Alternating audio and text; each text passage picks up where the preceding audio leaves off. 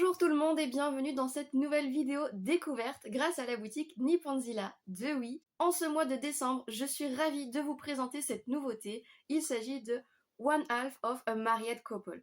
Alors j'ai vraiment kiffé cette histoire. Coécrite par Natsukawa Yukino et Kurosawa Akio, cette nouvelle collection nous est proposée par Meian, une collection en 8 volumes qui sortiront par paire.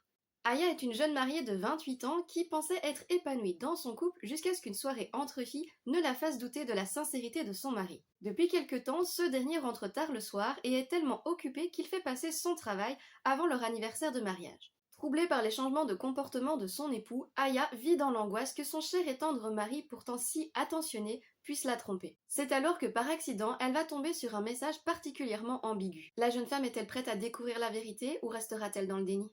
Alors que doit faire Aya, ou plutôt, que veut-elle faire? Poser des questions et douter des réponses? Ou rester dans le déni et vivre avec un homme en qui elle n'a plus confiance? Tout ça pour garder une situation stable et une sécurité financière. Oui, mais jusqu'à quand? Jusqu'à ce qu'il soit lassé de la situation ou qu'il parte avec sa maîtresse? Dans ce cas, peut-être devrait-elle trouver des preuves de son adultère et le lui faire admettre? Mais auquel cas sera-t-elle capable de lui pardonner et de lui refaire confiance? Doit-elle alors divorcer en sachant que sa réputation en serait entachée et que sa famille serait déshonorée par l'échec de son mariage? Aya est un personnage attachant et on peut facilement s'identifier à elle, mais pour son mari, je ne sais vraiment pas quoi en penser. Il est tellement gentil et attentionné que j'ai vraiment envie de lui donner le bénéfice du doute, mais certaines coïncidences sont sans équivoque et son comportement en devient encore plus perturbant. L'analyse de certaines phrases à double sens, de même que des gestes inhabituels, sont magnifiquement orchestrés et donnent lieu à une véritable enquête. Qu'elle soit célibataire endurcie ou mère au foyer, ses amis et collègues vont l'aider et la soutenir dans ses décisions.